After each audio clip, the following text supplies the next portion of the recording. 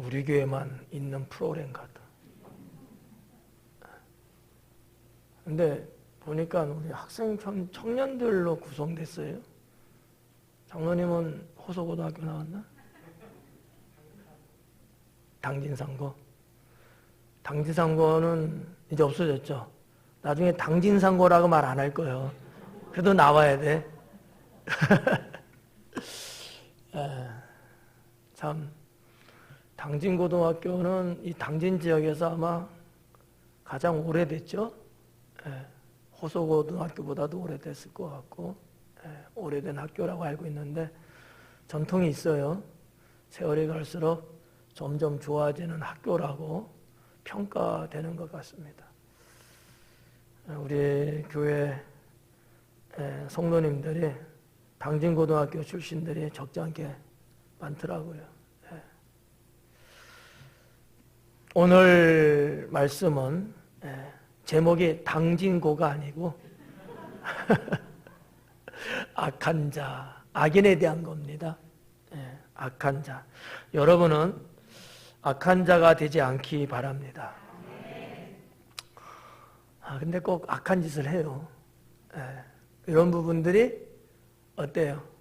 좀 있죠? 없을까? 우리끼리니까 있죠? 있어요. 분명히 나는 악한 자라고 말하지는 않지만 내 모습 속에는 악한 자의 모습이 있더라 라는 거죠. 하나님 보시기에나 사람이 보기에나 때로는 내가 나 자신을 볼 때도 이건 아닌데 이런 거 있잖아요. 내가 뭔가 잘못한 것 같다. 왜 나한테 이런 게 좀 있지? 뭐 이런 악한 모습들이 있을 거라고 사료됩니다. 오늘은 너나 할 것 없이 악한 자에 대한 말씀 강의니까 좀 해부하는 입장에서 한번 후려 파보자고요. 오늘 나한테는 이런 악함이 있는지 없는지 여러분 스스로가 자각하는 시간 되면 좋겠고요. 그냥 듣기만 하면 아무 의미 없어요. 그런 문제가 느껴지고 발견됐을 때 그 문제를 주님 앞에 내려놓고 악한 것은 버리고 변화될 수 있는 그러한 성도가 되어야 될 줄로 믿습니다. 23절 말씀 볼게요. 온유한 입술에 악한 마음은 낮은 은을 입힌 톡이니라 이렇게 기록됐습니다. 말씀 강의하기 전에 강의하고도 좀 연관성은 있습니다만은 먼저 한 서론적으로 말씀 하나 드리고 강의 시작할게요. 우리가 사용하는 언어에는 부담돼도 그냥 들으세요. 하나의 적게는 단어라는 게 있고요. 그 다음에 단어하고 단어가 이렇게 합쳐져서 구라는 게 있어요. 단어가 있고 구라는 게 있고 구가 복수 합쳐져 갖고 절이라는 게 있어요. 하나의 문장을 말한다면 어려운 분들은 그냥 그런가 보다 하면 돼요. 그다음에 그런 절이 또 이렇게 합쳐져서 하나의 문장이 됩니다. 물론 다 그런 건 아니에요. 그냥 단어끼리만 해서도 문장이 되죠. 근데 이제 우리가 언어를 쓸 때에 여러분 생활하시면서 잘 지혜롭게 활용하면 좋을 수 있고요. 그러지 않으면 해로울 수도 있습니다. 잘못 사용하면. 제일 딱딱한 게 명사라고 그러죠. 명사. 그러니까 이런 거예요. 명사. 돈. 명사죠. 나무. 돌. 이런 건 다 명사예요. 명사는 기본적으로 딱딱한 단어라고 합니다. 근데 부드러운 단어는 뭐 다른 거 있어요. 가장 부드러운 건 이제 형용사예요. 근데 이제 그건 좀 이따 말씀드릴 거고, 동사라는 게 있어요. 한다, 간다, 먹다 이런 것들 있잖아요. 꼭 우리 한국 언어의 뒷부분에 오는 거예요. 동사들이거든요. 그러면 이 지금 명사라는 것 하나하고 동사라는 것 하나하고 두 개만 가져도 한국말은 돼요. 그죠? 밥 먹는다 되잖아. 그죠? 예. 집에 간다 이런 거 되잖아. 근데 동사가 없으면 딱딱해요. 근데 동사가 있으므로 뭔가 이렇게 움직이는 것을 느낄 수 있어요. 이제 말을 못하는 사람들은 말을 할 때에 명사와 동사만 씁니다. 그러니까 말을 못하는 사람은요, 말이 짧아요. 표현을 못한다는 거야. 그럼 그 말을 아름답게 멋있게 해주는 역할을 뭐가 하느냐? 형용사라는 게 해요. 근데 이 형용사를 사람들이 잘 쓰는 사람은 말 참 잘한다 이런 말 듣고요. 형용사를 쓰지 못하는 사람들은 말 뒤지리도 못한다 이런 말 듣거든요. 네. 집에 갈게 이 말하고요. 노래하면서 집에 갈게 이거 하고요. 어때요 느낌이? 어떤 게 나은 것 같아요? 노래하면서 네. 태양 참 멋있잖아요. 그죠? 태양은 멋있다 이거 하고 태양은 뭐처럼 멋있다. 뭔가 이렇게 언어를 수식해 주는 것을 쓸 줄 알면 훨씬 더 그 말이 부드럽고 음식을 말하면 식감이 있는 거죠. 여러분들은 어떠십니까? 좀 이러한 좀 형용사적인 아니면 부사적인 이런 말하면 더 어렵지 또. 예. 뭔가 이렇게 말을 매끄럽게 좀 이렇게 하는 그러한 쪽이신지 아니면 내가 말하고 싶은 것만 딱 집어서 말을 하는지 스스로 한번 생각해 볼 수 있기 바랍니다.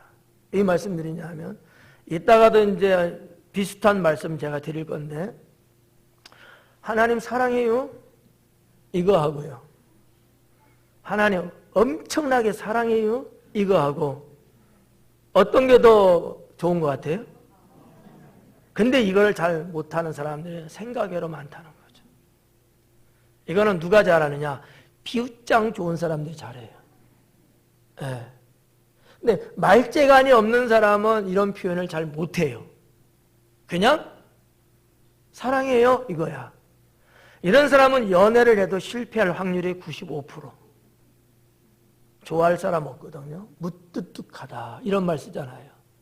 근데 미사여구라는 사자성어가 있듯이 중간에 언어를 내가 뭔가를 말하고자 하는 어떤 목적을 수식해주는 그걸 부드럽게 멋있게 이렇게 표현해 줄 수 있는 거를 쓸 줄 아는 사람은 사람들이 대부분 좋아하고 하나님도 좋아하시더라 라는 거예요. 제가 말씀드리고자 하는 골자는 이제 이거예요. 우리가 고백을 하든 기도를 하든 말을 하든 표현을 하든 뭘 하든지 간에 하나님 앞에 그러한 수식어를 좀 쓸 줄 아는 게 좋지 않겠느냐라는 거죠. 아유 목사님 난 그거 못해요. 못하는 거 알아. 못하는 것만큼 훈련과 연습을 많이 해야 돼. 네. 여러분 한번 바꿔놓고 생각해봐요. 하나님께서 야 가져 하고 돈을 가져 줬어요. 이거 하고 장로님 어때요? 그래도 돈이니까 좋죠. 하나님이 돈이니까 툭 던지면서 야 가져 너 이거 하고 안 주사님 어때요? 하나님이 그렇게 주신다면 돈이니까 괜찮아요? 이거 하고 사랑하는 내 아들아, 사랑하는 나의 종아, 내가 너를 사랑하기 때문에 주는 거야. 기쁨으로 받아라. 이런 거 하고 어떤 게 좋아요? 후자가 좋죠. 예. 하나님도 항상 말씀을 하실 때 보면 말이죠.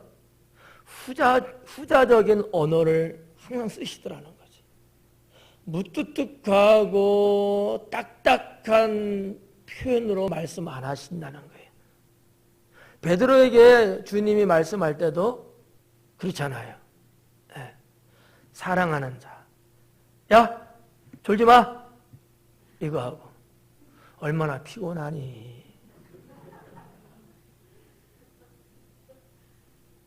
다르잖아요. 그러니까 우리가 사람과 사람 사이에 언어를 주고받을 때도 여러분 그냥 맛깔나지 않게 말을 하려고 하지 말고 여러분의 품격을 좀 높이고 사람이 멋있는 사람이 되려면 누구로부터 좋은 인정을 받기를 원하신다면 그것만큼 이상으로 노력하셔야 합니다. 네. 그래서 책을 많이 보라는 얘기예요. 신문도 좀 읽고, 예. 그러면 거기에 풍부한 문장들이 나와요. 그런 걸 자꾸 접하면서, 대하면서 배우는 거죠. 예. 그냥 뜻만 전달된다고 말하는 게 아니라 그 뜻을 받는 사람이 훨씬 더 효과적으로 느낄 수 있도록 말을 맛깔나게 해주는 거죠. 어때요? 아휴. 왜 나를 이곳에 보냈는지 참. 그렇지 않아요?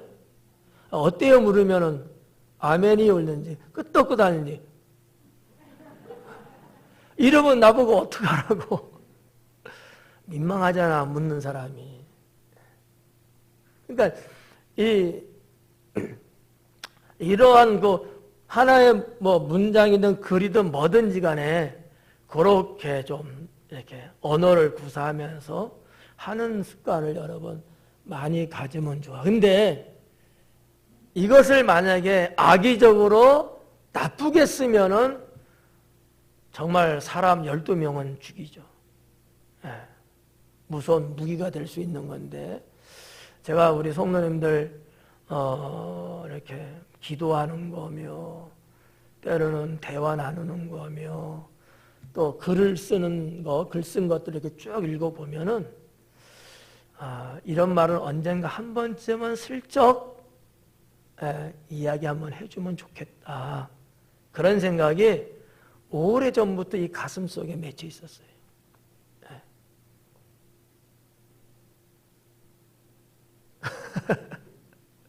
아셨죠? 네. 제가 나쁜 뜻으로 말씀드린 건 아니에요. 우리가 말을 하더라도 뭔가 이렇게 좀 풍부하고 아름답게 표현을 하면은 훨씬 더 좋지 않을까라는 거죠.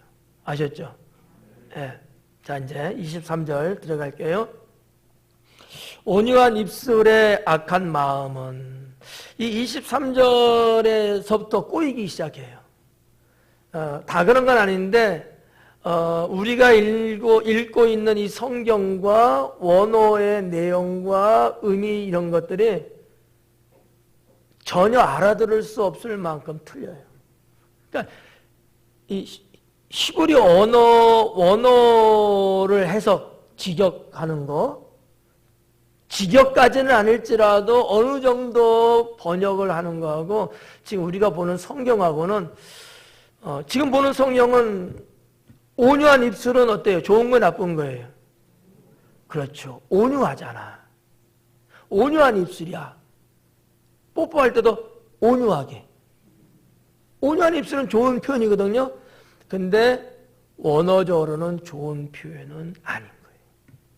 물론 번역체 자체는 그다지 나쁘다고만 볼 수는 없어요. 나쁠 수도 있고 좋을 수도 있거든요. 왜냐하면 불타오르는 뜨거운 입술이거든요.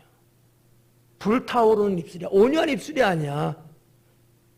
이게 이군자 권사님의 입술은 불타오르는 입술이에요? 온유한 입술이에요?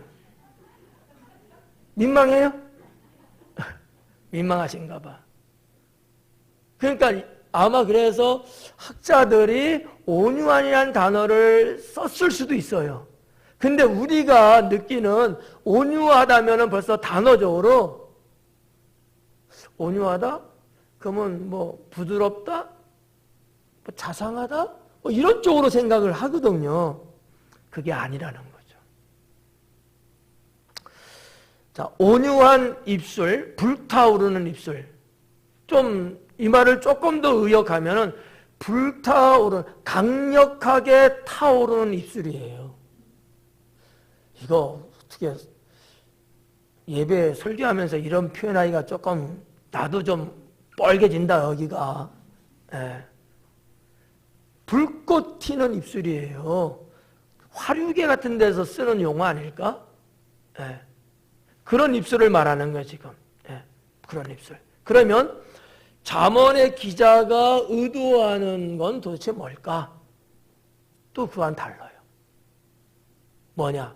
이런 거 일종의 쉬운 말이에요. 아부하는 입술이에요. 아첨하는 입술. 자, 아부하고 아첨하고 비슷한 거죠? 자, 아첨을 해야 돼요. 아부를 떨어야 돼요, 말로. 근데 우리 스타일로 아부가 되겠어요? 멀뚱멀뚱해서? 뭔가 아부 떨 때는 말이죠. 듣는 사람을 그냥 혹하게끔 뜨거운 정열을 갖고 말을 막 해야지만이 쏙 넘어가죠.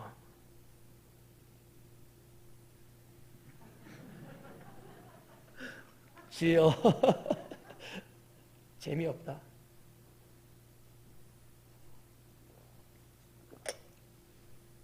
그러면 뜨거운 정열로 강요하지 않고 온유하게 해야 되겠다. 하여튼 무슨 뜻인지는 알겠어요? 그러니까 잠언의 기자가 이 말을 기록한 본 뜻은 누군가에게 아부 떨고 아첨하고 그러한 입을 말하는 거야. 그러한 입과, 여기는 입술에 이렇게 나갔는데 원어는 이게 분리가 됐어요. 그러한 입과 악한 마음은 이렇게 된 거죠. 두 개가 딱 비교되면서 나온 거예요. 그렇죠?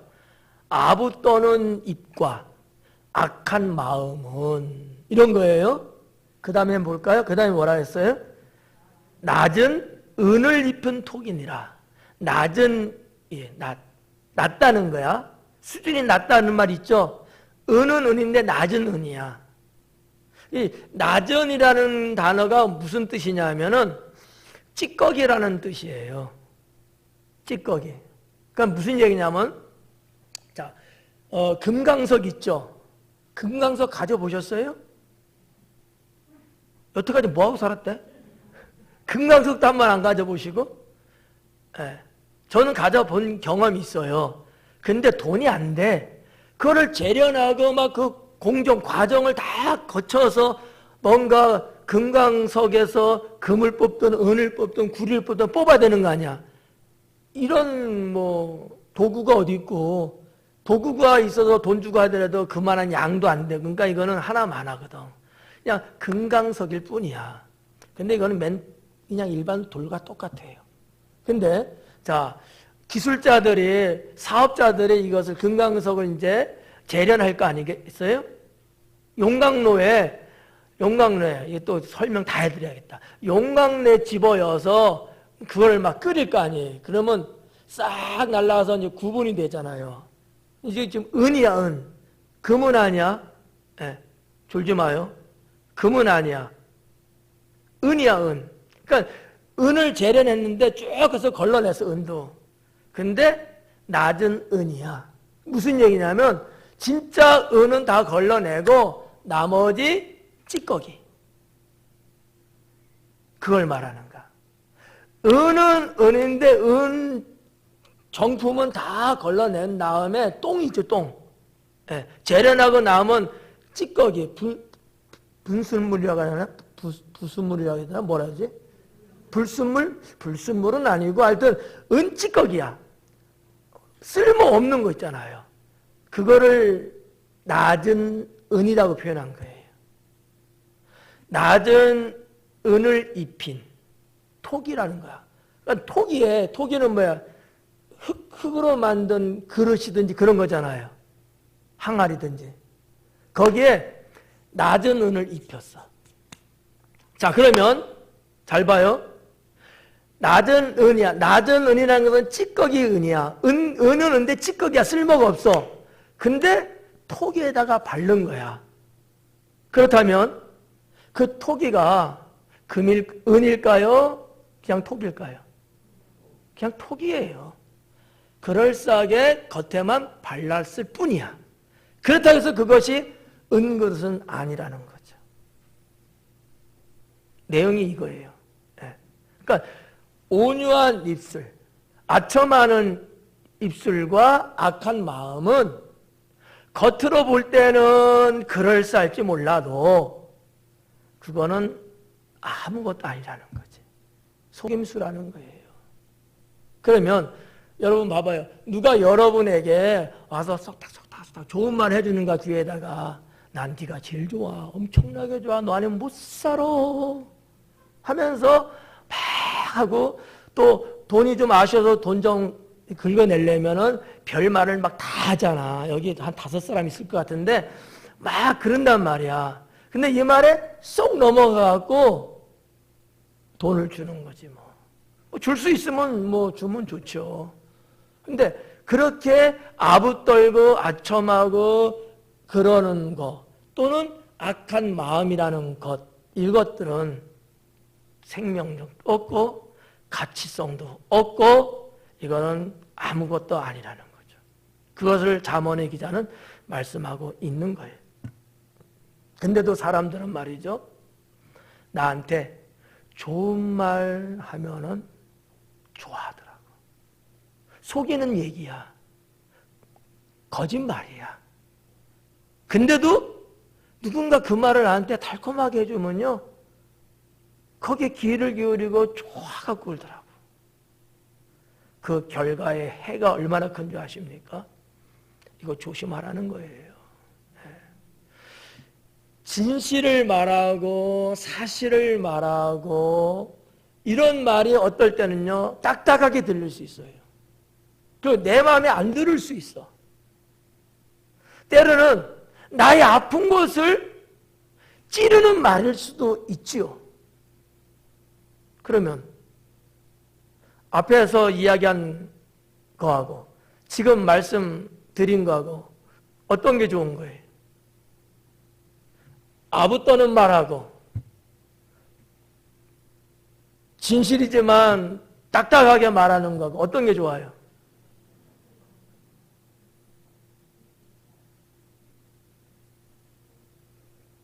침 좀 바르고 이야기해요. 근데 물론 이제 우리가 그냥 의식적으로는 그래도 진실한 게 좋지 이렇게 늘 보죠. 근데 실제 삶 속에서는 그것보다는 나한테 아부 떠는 말을 좋아하더라는 거죠. 예. 근데 거기에는 항상 함정이 있고 위험이 있고 패단이 있습니다. 그러니까 잠언의 말씀을 통해서 우리가 이런 걸 다시 한번 우리가 짚어보고 예. 여러분의 인생에 이런 일들이 분명히 발생합니다. 발생해요. 예. 아까 제가 명사 동사 이야기 쭉 했잖아요. 형용사를 쓰고 수식어를 쓰면 훨씬 더 아름답다고. 잘 쓰면 좋은 거지만 나쁜 데 쓰면은 이런 사람이 위험한 사람이다. 근데 우리가 하나님께 그렇게 언어를 사용하고 또 사랑하는 사람에게 또 서로에게 그렇게 멋있고 아름다운 말을 쓴다면 좋죠. 그러나 항상 속지 마라. 라는 것이 오늘 23절부터 28절에 이르는 말씀 중에 중간쯤 나오는 주제어입니다. 믿지 마라, 속지 마라 라고 하는 메시지가 담겨져 있습니다.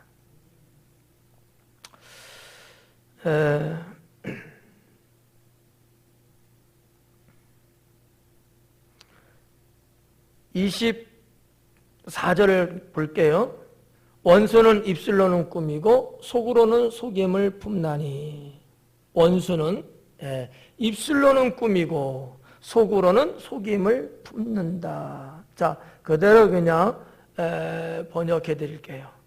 원수는 그랬는데 원수라는 단어를 물론 쓰는 경우도 있습니다만 무슨 얘기냐면 증오하는 자는 이라는 거예요. 증오하는 자. 또 다른 말로 좀 표현하면 감정을 가지고 있는 자.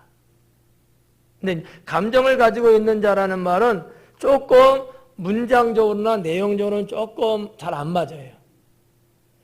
좀 더 확실하게 볼 수 있는 것은 증오하는 자가 훨씬 더 맞아요. 내용상으로. 증오하는 자, 입술로는 꾸민대요. 증오하는 자는 꾸민다는 거예요. 위장한다는 얘기예요. 예. 그러니까 증오하는 사람은 말로 감추기해서 꾸며요. 분명히 내가 저 사람을 증오하고 있는데 증오한다는 걸 드러내지 않고 감춰. 위장을 하는 거예요. 위장을. 그래서 아까 23절에 때로는 아부도 떨고 아첨도 하는 거야. 실제적으로는 죽이고 싶은 사람인데 겉으로는 아닌 척하고 같은 편인 척하고 우군인 척하고 그런다는 얘기죠. 그 얘기예요. 24절은.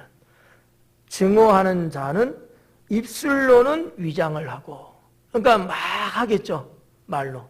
듣기 좋은 말만 막 하는 거예요. 속이는 거야. 그래야지 속으니까. 속으로는, 이 속으로는 한 얘기는 마음으로는.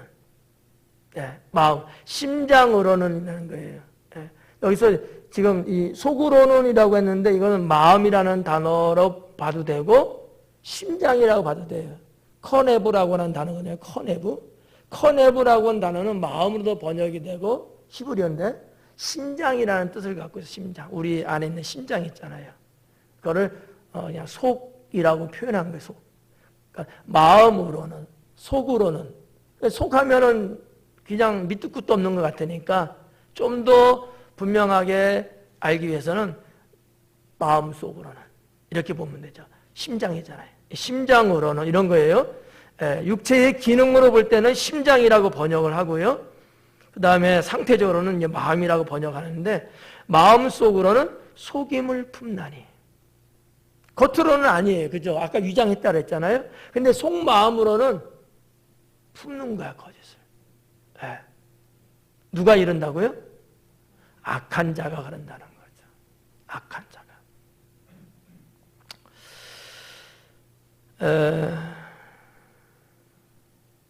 이쯤에서 하나 말씀드릴까요? 제가 우리 성도님들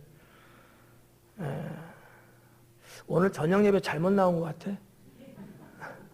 봐봐. 안 난 사람들은 안 나왔잖아. 벌써 다 눈치채고. 속과 겉이 다른 우리의 모습. 있을까 없을까요? 몇 프로 정도 될까요?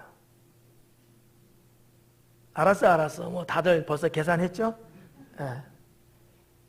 예를 들면 이런 거지 뭐. 어릴 때, 제 얘기를 하면 어릴 때, 아마 초등학교, 국민학교 다닐 때로 기억을 해요. 막 운동을 하고, 우리 어릴 때는 매 쉬는 시간마다 한 10분씩 줬잖아요? 그러면 남자들이니까 여자들은 밖에 나가서 뭐 고무줄을 하고 땅 망각이나 이런 것들도 하고, 우리 남자들은 뭐 이제 운동을 해요. 축구를 하든지 뭐 철봉 가서 뭐 하든지 합니다. 이렇게 그냥 오전 시간 4과목 하죠. 점심 먹고 이렇게 되면 이제 피곤해하고 이제 나른하고 졸립잖아요. 그러면 이제 5교시, 6교시 이럴 때는 좀 그래. 그런데 앞에 선생님이 계시잖아. 그러니까 책을 이렇게 딱 올려놓고 이렇게 하고 고개 팍 숨는 거야. 책 보는 척하면서 뭐 하고 있어요? 그렇지. 잠자고 있는 거야. 선생님 속이는 거죠. 근데 선생님이 모를 리가 있어요. 다 아시죠. 아시면서도 아이고 이놈들 얼마나 피곤하면 저런가 하고 어느 정도는 놔둬요. 누구처럼 과하면 깨우지. 근데 이제 그냥 눈 감아 주시죠. 뭐 이런 경험이 저는 있어요. 생각해 보니까, 말씀을 준비하면서 생각해 보니까 그런 거 있고, 또 우리가 이제 예배니까 예배조로 보면 이제 중요한 거예요. 잘 들어요. 찬양을 하는데 여러분 박수를 치는 모습은 매번 나오는 얘기예요. 근데 이야기 들을 때는 안 그렇게 하다가도 또 다시 원점으로 돌아가요. 이렇게. 그죠? 이렇게 치는 사람이 생각외로 조금 있어요. 이거 왜 해요? 나비야, 나비야. 이거예요? 물론 뭐 본인이 난 이것도 하나님께 찬양 올리는 거다라면 뭐 할 말은 없어요. 신앙 양심적으로 정말이냐라는 거죠. 정말 이렇게 하는데 이렇게 마음을 다해서 이렇게 하고 있는 거냐라고 하는 거예요. 이렇게. 이 지금 방송 집에서 보고 계시는 분들 잘 새겨 들으셔야 될 거예요. 여러분도 마찬가지고. 제가 말씀드렸죠. 졸리면 그냥 엎드려 자. 안 자는 척 하지 말고. 여러분, 우리가 하나님께 보여드리는 모습에서 아까 말했잖아. 은찌꺼기를 슬쩍 토기에 발라놓은 것 같은. 이건 뭐예요? 멋있으라고 발랐을까요? 속인다는 의미로 발랐다는 거죠. 물론 우리 성도님들이 뭐 하나님을 속이려고 그런다고 저는 보지는 않아요. 그건 아닌데, 하나님께 우리가 뭐 어떠한 뭐 형식이든지 그게 찬양이든 기도든 뭐가 되든지 간에 정말 거기에 우리가 마음을 다하는 그러한 자세가 되어야 되지 않겠느냐라는 거죠. 네. 제가 좀 과했을까요? 잘 생각해 봐요. 여러분 마스크 쓰고 있어요. 그래서 말하기도 힘들 걸 알아요.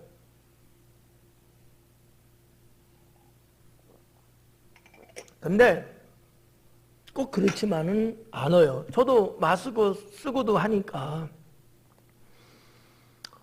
어떤 우리가 외식이나 형식적인 흉내만 내는 거로 가지는 말자. 에? 이해 가십니까? 예. 정말 여러분이 하나님을 믿는 게 확실하고 그 믿음 때문에 주의 전에 나와서 예배 드리는 것도 확실한 거잖아요. 그런데 가끔씩은 내 모습 속에서 형식적인 것만 가지고 있을 때 나도 모르게 있다는 거지. 있다는 거. 누가 지적하기에 그래서 그런 게 아니고 내가 나 스스로를 볼 때 어떠냐는 거지. 물론 예를 들어서 손이 아파서 그래서 불가피한 경우는 있을 수 있어요. 전에가 말씀드렸잖아요. 병원 가니까 그분은 팔이 없고 다리 한쪽이 없는데 머리하고 몸하고 한쪽 팔만 있어요. 신방 가갖고 예배를 드리는데 찬양을 하는데 찬양하고 싶어서 자기 몸으로 닌거 꽂는 대 있죠. 거기다 자기 몸을 이렇게 부딪히면서 찬양을 하시는 거야. 처음에는 이해를 못했어요. 왜 그럴까? 가만히 생각해 보니까 이분은 하나님 앞에 부딪혀서 찬양하고 싶었던 거였어요. 펑펑 울었잖아요. 그 모습 보고. 나는 사지가 멀쩡하고 하나님이 주신 이 건강한 두 손을 갖고도 왜 저렇게 찬양을 못했을까? 부끄럽기도 하고 죄송하기도 하고 그렇더라고요. 언젠가 이 손이 언젠가 불의의 사고로 쓰지 못한 날도 올 수 있을 텐데 그때는 정말 여기 계신 이분처럼 하고 싶어도 못할 텐데 지금 내가 안 하면 언제 할까? 라는 아주 충격적인 시간을 가진 적이 있습니다. 제가 예전에도 한번 말씀드렸죠. 여러분 인간은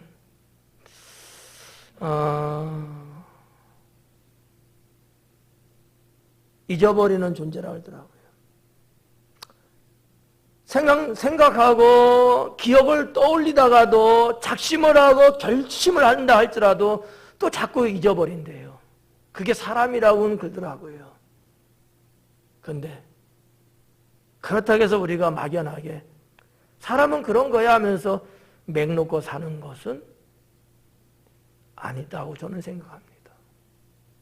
인간의 존재가 그런 특성이 있다면 이걸 오히려 신앙으로 극복하고 더 그러지 않도록 노력해야 되는 것 또한 인간이 가지고 있는 장점은 아닐까라는 생각을 합니다. 바라기는 여러분 기도를 하든 찬양을 하든 성경을 읽든 고백을 하든 말씀을 읽든 뭐가 되든지 간에 말이죠. 흉내 정도 내는 건 하지 말자. 자기를 속이고 하나님을 속이고 남을 속이는 거 이건요. 은찌꺼기 같고 토기에 바르는 것 같아요. 예수님이 바리새인을 향하여 책망하듯이 회칠한 무덤과 같은 거거든요. 이거는 기독교 신앙에서는 아니다라고 하는 거죠. 좀 의식을 좀 가지시고. 제가 아래층 위층 다 봤어요. 늘 보는 거죠. 어떤 사람은 제가 보면요 하는 척해요. 또 안 보면요 다시 원점 돌아가. 근데 내가 육신의 눈을 갖지 않고 육신의 눈을 안 봐도 보여. 네. 성도 여러분, 외람된 얘기지만 오늘 말씀 내용에 그런 것이 있어서 말씀드리는 거예요.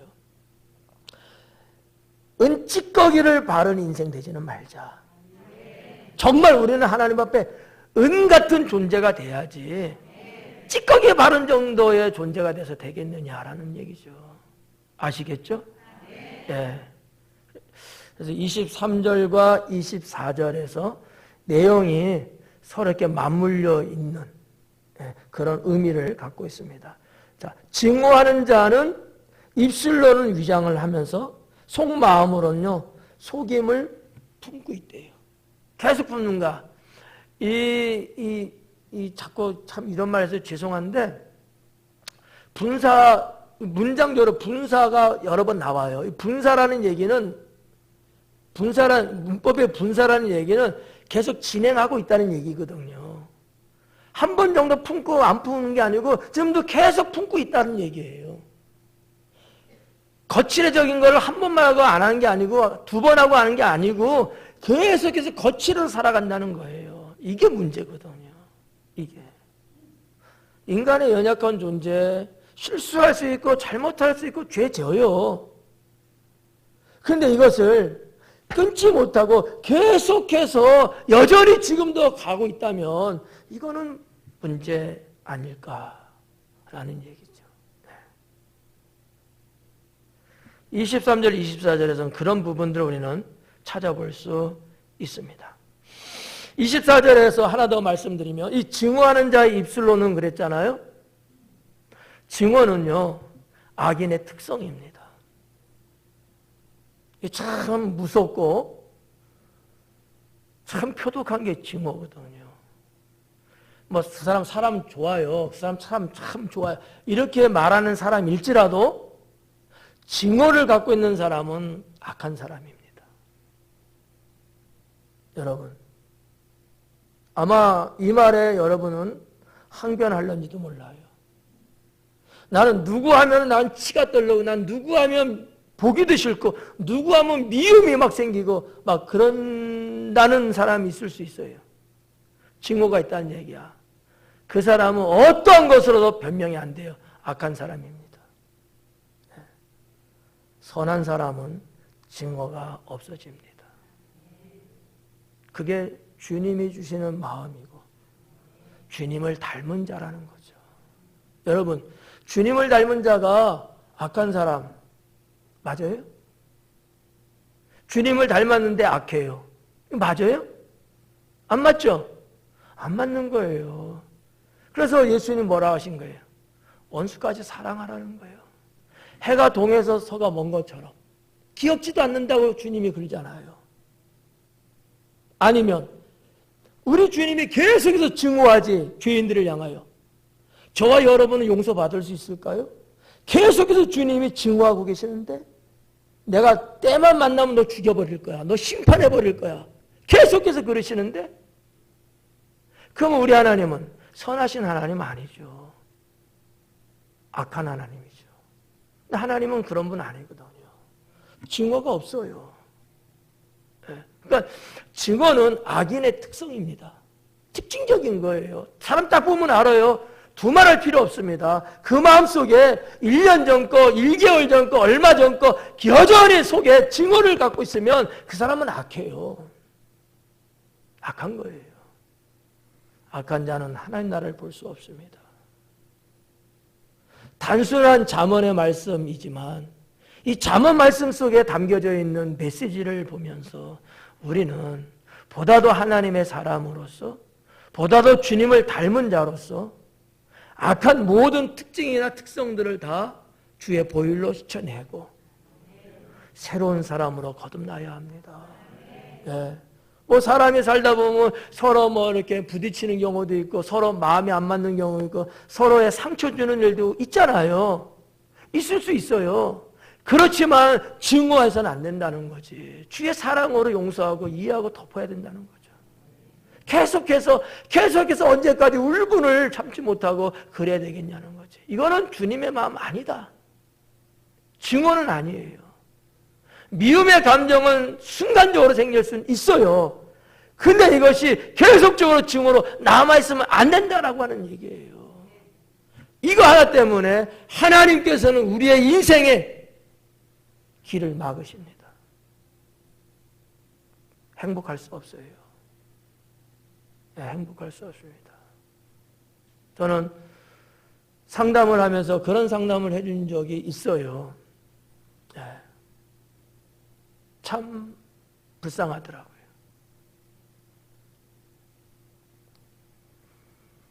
(25절) 말씀해 보니까 그 말이 좋을지라도 믿지 말 것은 그 마음에 7가지 가증한 것이 있음이니라.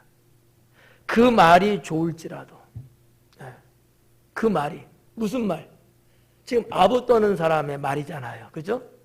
지금 속마음은 분노, 감추고 그럴싸하게 말하는 사람의 말이잖아요. 그죠?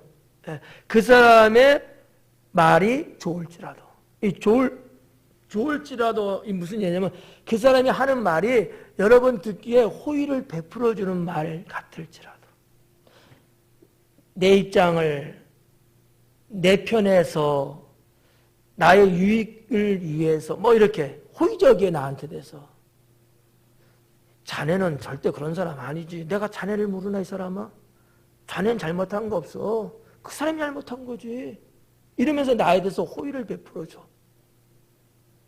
나에 대해서. 이걸 지금 말하고 있는 거예요. 그 사람이 하는 그 말이 좋을지라도, 이 말은 호의를 베푸는 말을 해준다 할지라도 그런 얘기예요. 네. 믿지 말 것은 믿지 말래요. 왜요? 왜? 그 마음에 7가지 가증한 것이 있음이니라. 속마음에는 그런 악한 것, 더러운 것이 있어. 근데 겉으로는 그렇게 자꾸 사탕 발령 같은 좋은 말 자꾸 그렇게 하는 거야.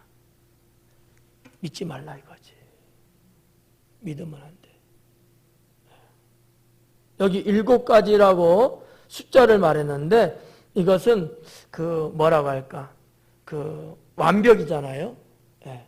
그러니까 그 악함이 가증한 것이 가득 찼다는 의미로 7가지라는 표현을 쓴 겁니다. 예. 사실 숫자 7하면 우리 기독교의 신앙에 있어서 7의 숫자는 좋은 의미 많잖아요. 그죠? 그런데 반대로 이렇게 어떤 악한 것, 나쁜 것을 표현할 때 가득 차다, 완벽하다, 이렇게 할 때도 7이라는 단어를 쓴다는 거죠. 숫자를. 7가지 가증한 것이 있다. 목사님, 7가지가 뭐예요? 7가지가 있어서가 아니고 가증한 것이 그만큼 그 속 안에 가득하다. 이런 뜻이라는 거죠. 그 다음에 26절에 속임으로 그 미움을 감출지라도 그의 악이 회중 앞에 드러나리라. 네.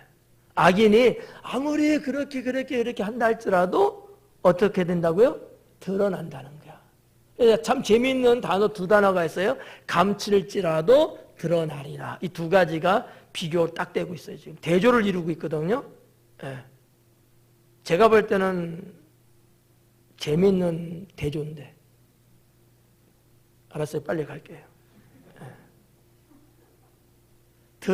한쪽은 감춰. 계속 감춰. 한쪽은 계속 감추는데 그 감춘다고 하지만은 결국 감춰지지 않고 한쪽은 계속 들춰내는 거지. 드러나는 거야. 나는 자꾸 숨기려고 하는데 그래도 자꾸 드러나. 헛수고죠? 네. 사람은 이렇게 악한 자는 자꾸 자기를 감추려고 하지만 하나님은 그것이 드러나게끔 하시는 거예요. 나의 감춤은 헛사일 뿐이죠. 한다고 되는 게 아니에요. 그 짓 하기보다는 하나님 앞에 진실하게 자기를 비우고, 이 악한, 이 가증한, 증오하는 거짓된 이런 것들을 툴툴 털어버리는 것이 그게 옳은 것이다. 여러분, 거짓이 거짓을 낳는 데잖아. 거짓을 감추려고 또 뭐를 해요? 또 거짓말을 하잖아. 그러면 눈사람처럼 커진대잖아요. 나중에는요, 내 힘으로는 감당할 수 없을 만큼 거기까지 간다는 것 아닙니까? 그렇게 되면 어떻게 돼요? 완전히 파멸이죠. 돌이킬 수 없는 데까지 가버린 거예요. 어리석은 자죠. 거짓은 이렇게 무섭습니다.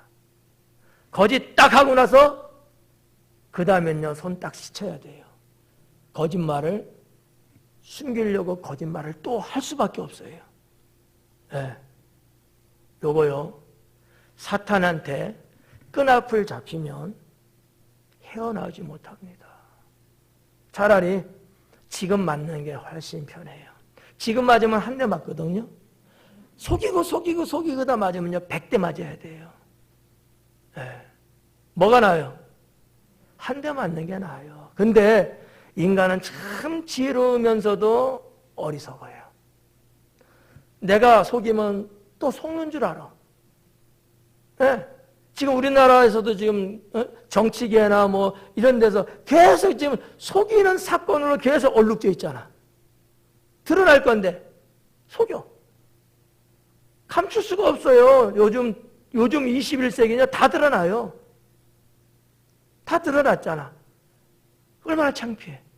가족한테 창피하고, 특히 어른들은 자식들 어떻게 봐요? 아는 사람들은 어떻고? 이게 일파만파 진짜 이거는 참 종잡기 어렵습니다. 그러니까 지금 자존심이 조금 속상해도 솔직하게 고백하고 내려놓는 게 백약이에요. 그게 백약입니다.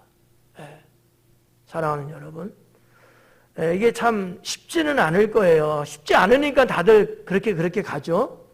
그런데 하나님 믿는 사람들은 뭐가 있어요? 하나님 믿는 사람들의 신앙 안에는 무슨 신앙이 있어요? 회개하는 신앙이 있다고요. 세상 사람들은요, 이 회개라는 게 사실은 개념이 거의 없어요. 믿는 사람들에게는요, 회개가 있다고. 하나님이 이걸 열어놓으셨거든요. 누구보다도 더 빨리, 더 쉽게, 더 가까이 접근할 수 있단 말이죠, 회개에. 그렇잖아. 안 그런가? 1년에 한 번만 회개해서 좀 때가 덕지덕지 붙었나요? 늘 살면서 지은 죄를 회개하는 이런 어떤 마인드가 있는 분들은 영적인, 살면서 실수하고 혹 본의 아니게 잘못했어도, 아유 친구 미안해, 내가 그러려고 그런 건 아닌데 어떻게 하다 보니까 그렇게 됐어, 미안해, 용서해줘, 이 말 하기가 그렇게 어렵진 않아요. 예. 이게 우리 신앙의 문화고 습관이고 그렇잖아요. 근데 이게 좋다는 거죠. 예. 속임으로 그 미움을 감출지라도 그의 악이 회중 앞에 드러나리라. 여기서 이 회중이라는 단어가 나왔는데 이 회중이라는 말은 칼이라는 단어인데 칼은 무슨 얘기냐면 언약 공동체예요. 그러니까 일반 어떠한 뭐 조직, 뭐 단체 이런 개념보다는 성경에서 칼이라는 단어를 쓸 때나 고대 문서에서 칼이라는 단어를 쓸 때의 대체적인 것은 신앙 공동체, 뭐 유대인 공동체, 기독교 공동체 이런 거죠. 일종의 교회죠. 이런 거를 놓고서 말하는 거예요. 그러니까 여기서 말하는 회중은 누구예요? 성도들인 거예요. 교회를 말하는 거예요. 그래서 하여튼 뭐 성경 공부할 때도 이게 처음에 이 단어가 나오거든요. 소명, 부르심 뭐 이렇게 할 때 칼이라는 거를 공부한 사람은 이제 했을 텐데 이 칼은 언약의 공동체, 신앙의 공동체. 그 회중 앞에 드러난대요. 감출 수 없어요. 속일 수 없어요. 다 드러나요. 감추려고 해도. 자, 27절. 빨리 가야 되겠다. K-텍스트 합시다. 함정을 파는 자는 그것에 빠질 것이요. 돌을 굴리는 자는 도리어 그것에 치이리라. 저는 여기에서 심은 대로 거두는 말씀이구나. 그죠? 심은 대로 거두는 거예요. 봐봐요. 함정을 파는 자는 이 구덩이를 말하는 거거든요. 구덩이를 파는 거예요. 왜 파겠어요? 함정으로 파는 거거든요. 함정으로. 요셉도 그 구덩이에 빠졌었잖아요. 함정을 파는 자는 그것에 자기가 빠지게 된다는 거죠. 여러분 그 함정 몇 개 팔래요? 안 팔래요? 그래요. 파지 마요. 부끄러운 얘기지만 어릴 때 뭐 놀이문화라는 게 뭐 있어요. 다 몸으로 때우는 거였죠. 우리 때는. 그래갖고 형들이 이렇게 동네에 길 어기는 데다가 이렇게 웅덩이를 파고 살짝 덮어놔요. 그럼 캄캄한 밤에 오다가 거기에 훅 이렇게 빠지는, 아주 깊은 건 아니고 한 발목 정도 찰 정도만 이렇게 파서 그걸 이제 숨어서 보고 이제 재미있다고 그러더라고. 뭐 형들이 그러니까 나도 이제 동생이니까 가서 그걸 본 적이 있어요. 그런 거야, 일종의 함정. 근데 꼭 누구만 빠지겠어요? 자기도 빠지지. 여러분 아마 요즘은 뭐 그런 것들 잘 못 보는데 우리가 이렇게 잔디나 밖에 야외 나가면 풀들 이렇게 묶어 놓는 경우 해본 사람? 해보셨죠? 네. 누구 걸리라고 해놨는데 깜빡하고 내가 걸려버렸어. 뭐 이런 거죠, 일종의. 함정을 파는 자는 그것에 자기가 빠질 것이요. 함정에 빠진다는 거죠. 돌을 굴리는 자는 위에서 돌을 굴려요. 무슨 뭐 성을 쌓고 집을 지으려고 돌을 굴리는 게 아니고 사람이 쫙 오는 거 보고 위에서 돌을 굴린다는 얘기예요. 악한 짓이죠. 이건 살인 아니겠어요?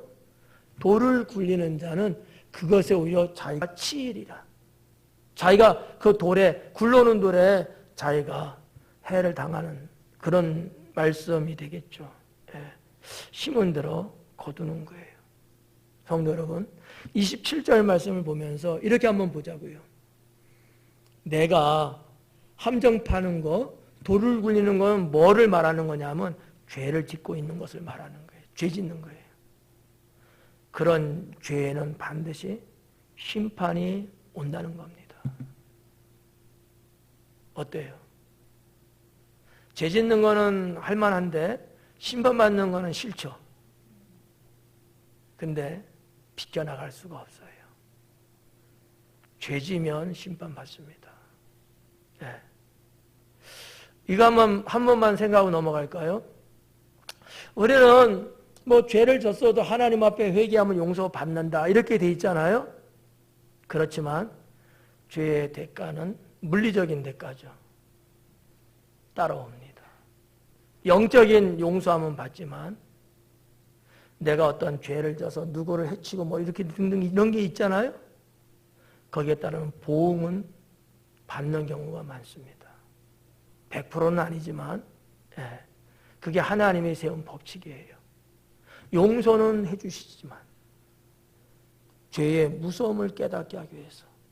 그래서 구약 성경에도 보면 율법서에 쭉 보면 그 대가를 꼭, 그죠? 죄진 것에, 잘못한 것에 대한 대가를 꼭 지불하게끔 돼 있잖아요. 그 왜 그랬을까? 왜 하나님이 그랬을까? 왜 보응이라는 거 했을까? 그만큼 무서운 거고 도리어 그 일을 당하게 되는 거니까 아예 하지 말아라 라는 것 때문에 주님이 이런 어떤 죄의 대가 보응이라는 제도, 이거를 주님이 쓰고 계신다라는 거죠. 그러니까 여러분, 이런 일이 없는 게 좋아요. 한번 해보고 싶어요? 근질근질 하셔요? 한번 해보세요. 그러면 회개할지라도 영적인 용서는 받지만 그 일로 나요. 오히려 여러분, 하나님 앞에 막히는 인생이 될 수 있어요. 잠시적이라도. 그것 때문에 나도 해를 받아서 정말 어려운 곤경에 빠지는 경우를 겪을 수도 있어요. 그렇다면 그런 일 안 하는 게 좋은 거죠. 그렇게 보시고 마지막 28절에 거짓말하는 자는 자기가 해한 자를 미워하고 아첨하는 일은 패망을 일으키느니라. 그래요. 참 어려운 번역인데 28절에 거짓말하는 자는 자기가 해한 자를 미워하고, 거짓말하는 자는 자기가 해한 자, 내가 해를 끼친 자를 미워하고, 그래요. 내가 해를 끼쳤는데 그 사람을 또 미워한대. 이 말이 조금 어딘가 좀 이빨 한 2개 정도는 빠진 것 같아요. 그래서 제가 한번 재해석을 해드릴게요. 무슨 얘기냐면 이런 거예요. 악한 자가 자기의 이웃을 해쳐요. 악을 행했다 이거예요. 근데 그 악을 행한 것을 덮으려고 오히려 자기의 악한 것을 합리화시켜요. 그런 얘기예요. 저 A라는 사람이 나한테는 원수든지 하여튼 뭐 그런 사람, 내가 저 사람을 해코지했어, 나쁘게 했어. 그럼 저 사람이 반항을 한다든지 뭐 반격을 할 거 아니에요? 자기는 아니라고 막 그럴 거 아니에요? 근데 그러면 내가 들통나잖아. 이것을 내가 아니라고 그 나의 잘못된 것을 내가 합리화를 자꾸 시키는 거야. 거짓말도 하고 사람들을 모아갖고 거짓 증인도 막 세우고 이러는 거예요. 그 내용이에요, 여기서 말하는 것은.